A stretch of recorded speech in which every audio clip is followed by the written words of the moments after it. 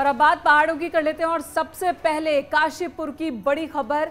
यहां 3 कारोबारियों को गैंगस्टर लॉरेंस बिश्नोई और गोल्डी बराड़ के नाम पर धमकी मिली है। 50-50 लाख रुपए की रंगदारी मांगी गई है। लेकिन 24 घंटे से ज्यादा हो गए, पुलिस के हाथ अब भी खाली हैं। पुलिस का कहना है कि एक ही नंबर से फोन किया गया है और यह विदेश का नंबर है।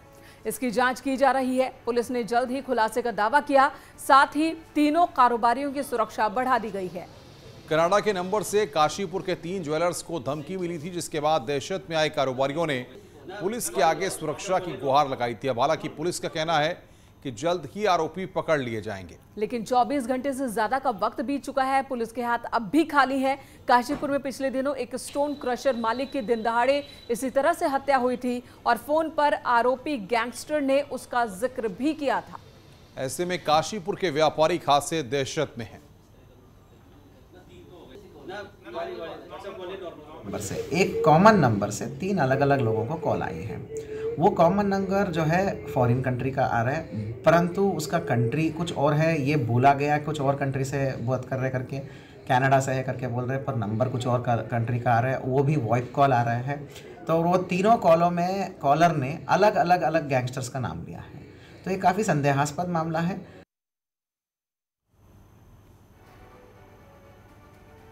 और आइए अब आपको सुनाते हैं वो धमकी भरा फोन जो इन कारोबारियों को कनाडा के नंबर से किया गया। गोल्डी बराड़, लॉरेंस बिश्नोई जैसे गैंगस्टर का नाम लिया गया। साथ ही 50 लाख रुपए की रंगदारी मांगी गई। हालांकि फोन करने वाले ने कहा कि वो पंजाब से बोल रहा है। कौन बोल रहा है? लॉरेंस बिश्नोई का आदमी बोल रहा हूँ, पंजाब से। अच्छा बोलो। 30 लाख का इंतजाम करके दे शाम तक। कहाँ से बोल रहे हो? पंजाब से, जेल में से बोल रहा हूँ। वैसे किस चीज के 30 लाख रुपए देने हैं? जान प्यारी है नहीं? जान प्यारी है नहीं? हेलो। हाँ जी। फोन काटना, बात सुन के फोन काटना। तेरे काशीपुर में गोली चली है? मेरे काशीपुर में? ये काशीपुर में ही है ना तू? अरे भैया मुझसे क्या मतलब है आपका? 30 लाख का इंतजाम करके दे शाम तक। मैं एक सीधा साधा सज्जन व्यक्ति हूँ। सज्जन? मुझे उससे कोई फर्क नहीं है, सज्जन है कैसा है। तो ये साले शाम तक तेरे दुकान पे गोली चलेगी या तेरे घर पे तेरे बच्चे को गोली लगेगी, फिर तू देखना। और अगली खबर रुड़की से, जहां का एक वीडियो वायरल हो रहा है जिसमें कुछ युवक गाड़ियों के ऊपर बैठकर जमकर आतिशबाजी कर रहे हैं। वीडियो में साफ देखा जा सकता है कि चलती कार में युवक आतिशबाजी कर रहे हैं और इस दौरान कोई हादसा भी हो सकता था। वीडियो रुड़की के नगला इमरती गांव के एक रईस जादे की बर्थडे पार्टी का बताया जा रहा है, जब वो अपने दोस्तों के साथ सड़कों पर जमकर हुड़दंग मचाता हुआ दिखा। वहीं सीओ रुड़की का कहना है कि वीडियो के आधार पर युवकों की पहचान कर ली गई है। जल्द ही सभी को पकड़ लिया जाएगा। हमारे मीडिया के बंधुओं के माध्यम से ये बात संज्ञान में आई है और अभी मैंने एसएचओ सिविल लाइन को इस बारे में निर्देशित किया है, तो इनके खिलाफ अभी कानूनी रूप से इन पर कार्रवाई की जाएगी।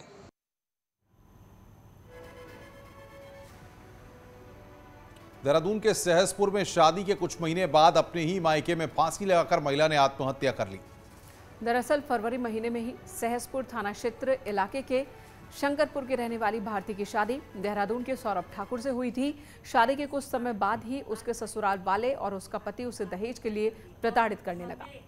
मारपीट भी की गई। इतना ही नहीं, भारती के पति ने भारती को मायके भी छोड़ दिया। वहीं भारती ने 29 अक्टूबर को थाना सहसपुर में ससुराल पक्ष और अपने पति के खिलाफ एक एप्लीकेशन भी दी, लेकिन कोई कार्रवाई नहीं हुई। भारती ने परेशान होकर 1 नवंबर को फांसी लगाकर आत्महत्या कर ली।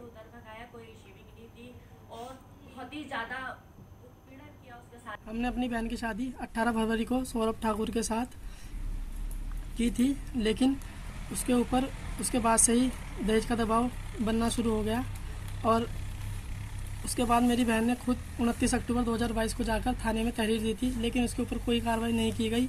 अगर पुलिस ने कोई एक्शन लिया होता तो मेरी बहन आज जिंदा होती। नहीं, ऐसा है कि जो तहरीर आई है, जो लड़की ने कंप्लेंट दी है, वो अभी 29/10 को दी है, 29 अक्टूबर को, जिसमें वो क्योंकि ये पति पत्नी का विवाद और घरेलू से रिलेटेड था, तो इसलिए उसकी जो थी महिला हेल्पलाइन को रेफर की गई थी उसकी एप्लीकेशन।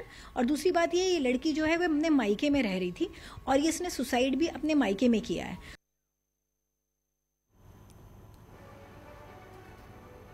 इधर कोटद्वार के दुर्गापुरी के खूनीबढ़ इलाके में महिला के सुसाइड का मामला अब तूल पकड़ता जा रहा है। एक तरफ महिला के परिजनों ने थाने में हंगामा कर ससुराल पक्ष पर हत्या का आरोप लगाया, तो वहीं अब मृतक महिला के पति के समर्थन में मोहल्ले के लोग जमा हो गए और थाने का घेराव भी किया है। साथ ही महिला के पति पर 302 के तहत केस दर्ज किया गया है और केस का विरोध किया है। थाने में बड़ी संख्या में पहुंची महिलाओं ने कहा कि अनीता नेगी ने सुसाइड किया है, ऐसे में उनके परिवार को फंसाया जाना गलत है। मामले में पुलिस के सामने दोनों पक्षों को संतुष्ट कर पाना अब सिर दर्द बन गया है। यहाँ पर अभी तक भी कोई सुनवाई नहीं थी, कोई कार्रवाई नहीं थी, कोई एफआईआर नहीं थी। इसलिए हमने यहाँ पे मतलब प्रेशर डाला, जोर डाला है कि हमारी मतलब इंसाफ चाहिए ना हमारी बहन को। तो हम उनको चाहते हैं कि उनको तुरंत मतलब कोई ना कोई कार्रवाई की जाए उन पे, पर इन्होंने वही आज तक तो मैंने तुझे छोड़ा नहीं, अब क्यों छोड़ूंगा मैं तुझे मार्केट। उसके बाद भैया उसे घुमा के भी लाए, घर में लेके आए, उसके बाद फिर पता नहीं कि उसने ये कांड किया। तो उसमें दो तहरीरें हमारे पास आई थी। अब चूंकि घटनाक्रम 2 तहरीर होने पर एक बार जांच बनती है, तो मेरे संज्ञान में डाला था। मैंने बोला था कि इसमें एक प्रॉपर जांच करी जाए। आज जैसे वो फैक्ट बता रहे हैं, उन फैक्टों को हम नोट करेंगे और उसमें अभियोग पंजीकृत करके आगे की जो कार्रवाई। रामनगर में विदेश भेजने के नाम पर 50 से ज्यादा लोगों के साथ 45 लाख रुपए से ज्यादा की ठगी करने का मामला सामने आया है। इस मामले में ठगी के शिकार हुए कई लोगों ने कोतवाली पहुंचकर 2 ठगों के खिलाफ शिकायत दी और कार्रवाई की मांग की है। पीड़ित लोगों का आरोप है कि ठगी करने वाला एक युवक रामनगर का है, जबकि दूसरा मध्य प्रदेश का है। वहीं मामले में ठगी का शिकार हुए लोगों द्वारा रामनगर के जिस व्यक्ति के खिलाफ पुलिस को तहरीर सौंपी गई है, उस व्यक्ति ने स्वयं भी ठगी का शिकार होने की तहरीर सौंपते हुए मध्य प्रदेश में रहने वाले व्यक्ति के खिलाफ कार्रवाई करने की मांग की है। नाम पर वीजा दिलाने के नाम पर 40-50 लोगों ने मिलकर एक अकाउंट में पैसे डाला और उसमें बात हुई है। इस तरह के फैक्ट इसमें प्राप्त हुए हैं। प्रार्थना पत्र के आधार पर हमारे द्वारा वैधानिक कार्रवाई की जा रही है। विदेश भेजने के नाम से कम 50 लोगों के साथ ठगी हुई है, जिसमें कुछ लोगों से 1,20,000, किसी से 90,000, किसी से 70,000 रुपये वसूल किए गए हैं। कोई अनिल चौधरी के नाम से है और यहाँ पे हम एक को जानते हैं, जाहिद, जो कि इनको भेज रहा था सऊदी, और वो बंदा यहाँ कोतवाली में तहरीर लेकर आया उसके खिलाफ, अनिल चौधरी के खिलाफ। और 50 लोग रात कोतवाली में इकट्ठे थे, उन्होंने इसके खिलाफ तहरीर देने आए थे। दर केदारनाथ से 10 किलोमीटर की दूरी पर महापंथ में फंसे पर्यटक के शव का वायुसेना, एसडीआरएफ और डीडीआरएफ की टीम ने रेस्क्यू किया है। आपको बता दें कि बीते 8 अक्टूबर से महापंथ में 2 पर्यटक फंस गए थे, जिसमें से एक पर्यटक को बचा लिया गया था, जबकि दूसरे पर्यटक की मौत बर्फ में दबने की वजह से हो गई थी। इसके शव को निकालने में काफ़ी दिक्कतें आ रही थीं। लेकिन आज तीसरी बार हेलीकॉप्टर से अभियान की शुरुआत की गई, जिसमें कामयाबी मिली। वहीं इससे पहले वायुसेना के हेलीकॉप्टर द्वारा 2 बार महापंथ में लैंडिंग की कोशिश की गई थी, लेकिन करीब 8 फीट तक बर्फ जमा होने और ज़मीन के पथरीला होने की वजह से हेलीकॉप्टर लैंड नहीं कर पाया था।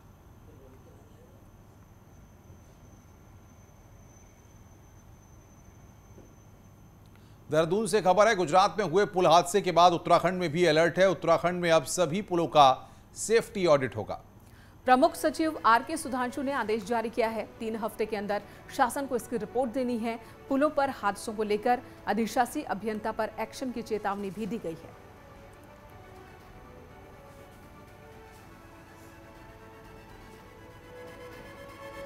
और इधर न्यूज 18 यूपी उत्तराखंड की खबर का जबरदस्त असर हुआ है। लैंसडाउन के 100 साल पुराने स्कूल को लेकर लोकल विधायक ने मुख्यमंत्री पुष्कर सिंह धामी से जांच की मांग की है। वहीं पूर्व सीएम त्रिवेंद्र रावत प्रोजेक्ट को आज भी महत्वाकांक्षी बता रहे हैं, जिस पर कांग्रेस ने बीजेपी को निशाने पर लिया है।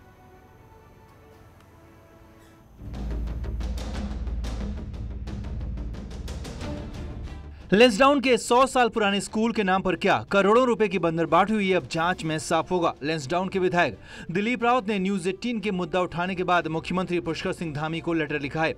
लेटर में साफ लिखा है कि 1.5 साल से बिल्डिंग में कोई काम नहीं हुआ, बच्चों का नुकसान हुआ है और बिल्डिंग बनाने के नाम पर भारी अनियमितताएं हुई है। इस स्कूल को झारखंड के नेतरहाट की तरह आवासीय स्कूल बनाने का फैसला तत्कालीन मुख्यमंत्री त्रिवेंद्र रावत ने किया था, जिनके मुताबिक हंस फाउंडेशन का 60% पैसा आ चुका है, बाकी 40% शिक्षा विभाग को पैसा देना था। लेकिन विधायक और जनता का सवाल है कि जब पैसा दिया तो काम क्यों नहीं दिख रहा।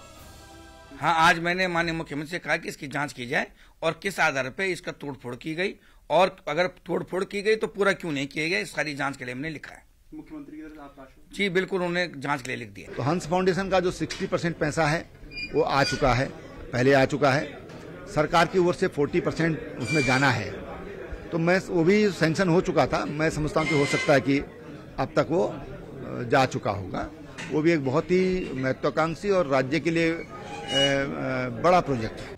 सवाल यही है कि क्या महत्वाकांक्षी प्रोजेक्ट के नाम पर करोड़ों रुपए का क्या हुआ, ये बात जांच में साफ होगी। इस बात का भरोसा दिलीप रावत को है। वहीं कांग्रेस ने भी मुख्यमंत्री से मसले पर गंभीर जांच की मांग की है। साथ ही साथ हैरानी भी जताई है कि कैसे बीजेपी राज में करप्शन के मामले सामने आ रहे हैं। भारतीय जनता पार्टी आज उत्तराखंड में भ्रष्टाचार का पर्यायवाची बन गई है और आप देख रहे हैं एक के बाद एक मसले निकल के आ रहे हैं। और भारतीय जनता पार्टी के विधायक खुद अपनी सरकार में भ्रष्टाचार की जांच की बात कर रहे हैं कि भ्रष्टाचार हुआ है, तो आप समझ सकते हैं कि सरकार कितनी गंभीर है। सरकार जो है किस तरीके से चल रही है। जो 100 साल पुराना विद्यालय, जो हमारी धरोहर है, जो हेरिटेज बिल्डिंग है, वहाँ जो पैसा लगना चाहिए था उसको सीधे सीधे अगर खाने का आरोप खुद का विधायक लगा रहा है तो कितनी शर्मिंदगी की बात है। सड़क, पुल, नहर, नौकरी के नाम पर करप्शन के मामले आपने सुने होंगे, लेकिन 100 साल पुराने स्कूल के नाम पर पैसे का खेल ये अनोखा मामला है। और खुद बीजेपी विधायक को भारी अनियमितता से जुड़े मामले में मुख्यमंत्री से बड़े और कड़े फैसले की उम्मीद है। देहरादून से न्यूज़ 18 के लिए दीपांकर भट्ट की रिपोर्ट।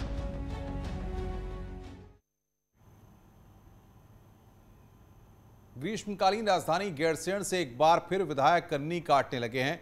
विधानसभा के प्रस्तावित सेशन को लेकर चर्चा थी कि ये गैरसैंण में भी आयोजित हो सकता है, लेकिन इससे पहले ही 2 विधायकों बीएसपी विधायक शहजाद और निर्दलीय विधायक उमेश कुमार ने प्रस्तावित सेशन देहरादून में ही किए जाने को लेकर सीएम को चिट्ठी भेजी है। बीएसपी विधायक शहजाद का कहना है कि गैरसैंण का विधानसभा भवन काफी हाइट पर बना हुआ है। वहां सर्दियों में बर्फबारी, ओलावृष्टि, बारिश होती रहती है। आजकल वहां ठंड भी ज्यादा होगी और इसलिए सेशन देहरादून में ही आयोजित होना चाहिए।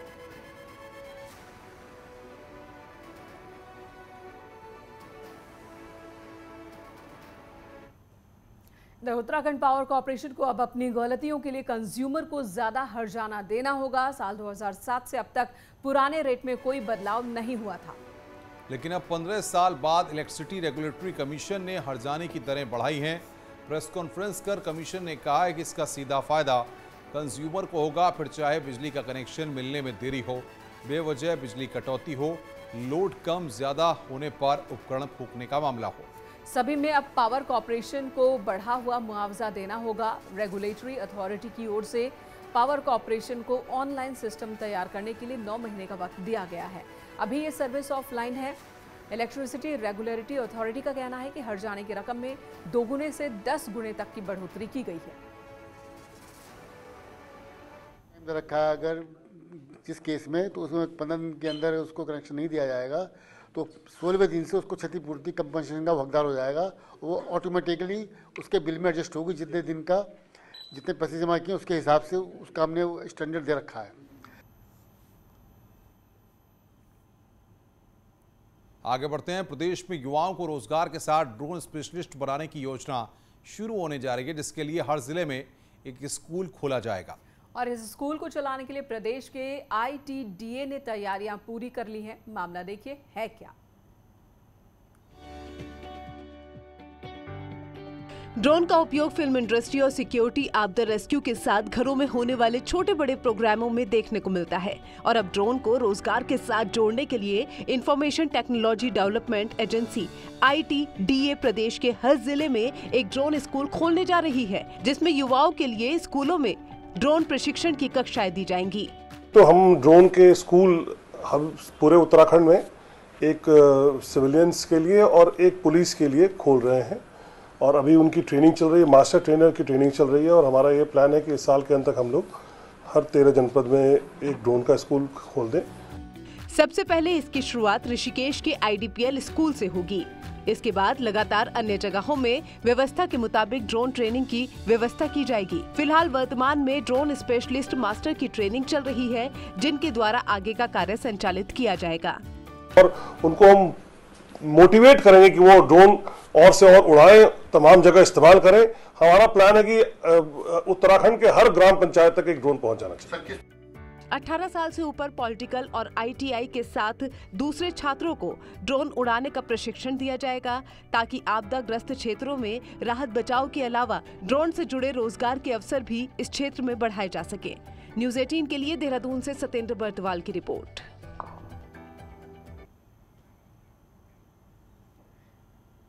इधर पूर्व बीजेपी विधायक और पूर्व DFO के गुरु रविदास अखाड़े को अखाड़े की मान्यता देने से अखाड़ा परिषद के अध्यक्ष रविंद्र पुरी ने इनकार कर दिया है।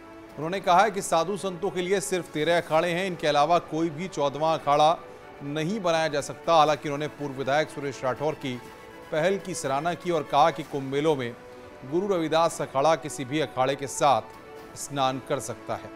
आपको बता दें कि पूर्व विधायक सुरेश राठौर और भ्रष्टाचार के आरोपों में घिरे पूर्व IFS अधिकारी किशन चंद ने श्री गुरु रविदास नाम से एक अखाड़े की घोषणा की है, लेकिन 13 अखाड़े हैं और अखाड़ों के समूह ने इस 14वें अखाड़े को मान्यता देने से इनकार कर दिया है। जो है मैंने आपको पहले ही बताया था, अखाड़े कुल 13 अखाड़े हैं, 14वां अखाड़ा नहीं बन सकता। आपने देखा होगा किन्नर अखाड़ा भी एक अखाड़ा बना हुआ था, इसके साथ कई प्रकार के अखाड़े बने हैं, परंतु जब भी मेला आता है तो 13 अखाड़ों को ही मान्यता मिलती है।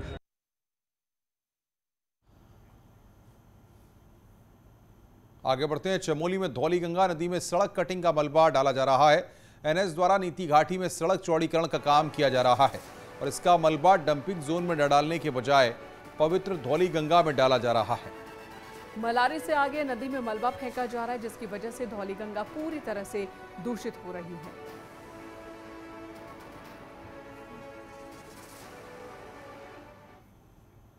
दिवाली से पहले प्रधानमंत्री नरेंद्र मोदी की वजह से माणा गांव सुर्खियों में रहा और अब उसी माणा गांव से उत्तराखंड कांग्रेस भारत जोड़ो यात्रा करने वाली है। बीजेपी का कहना है कि PM मोदी की वजह से कांग्रेस को माणा गांव का पता चला और भारत तोड़ने वाले भारत नहीं जोड़ सकते।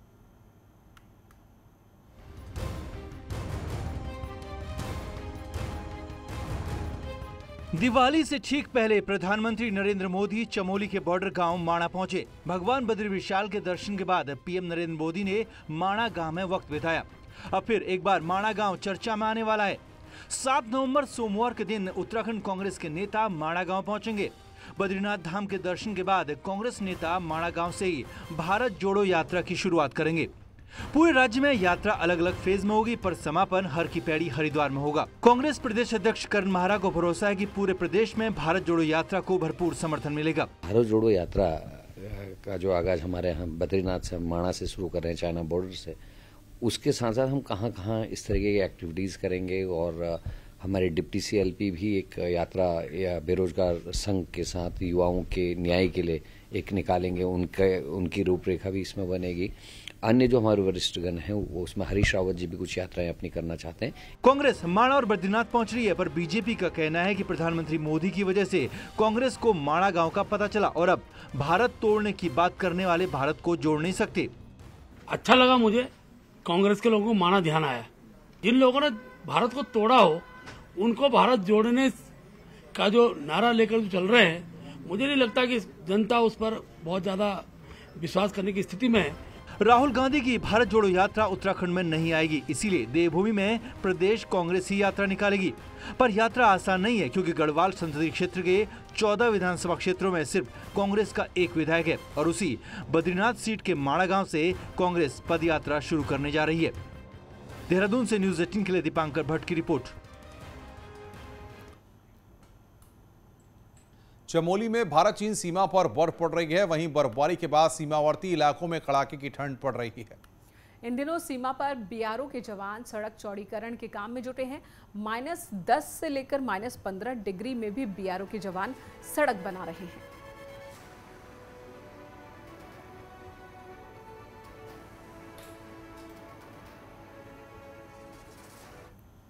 चमोली के देवलधार गांव की आराध्य देवी मां ज्वाला अपने भक्तों को दर्शन देने के लिए इन दिनों क्षेत्र भ्रमण पर है। वहीं गांव की खुशहाली समृद्धि की मनोकामना मां के भक्त कर रहे हैं। बद्रीनाथ धाम के दर्शन से वापस लौटकर मां चमोली जिले के गांव में अब कुछ दिन और भ्रमण करेंगी। उसके बाद देवी माता अनुसुईया के मंदिर मंदल घाटी पहुंचेंगी, जहां अनुसुईया मेले का भव्य आयोजन किया जाएगा।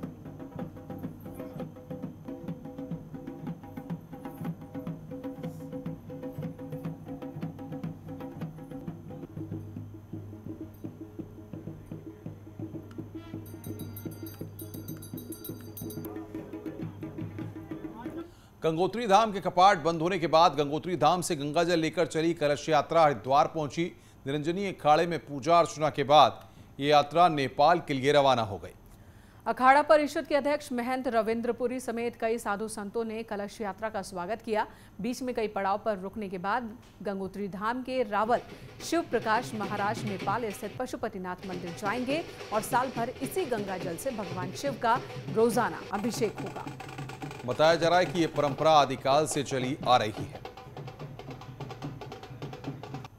मुरादाबाद के लिए रवाना की गई है।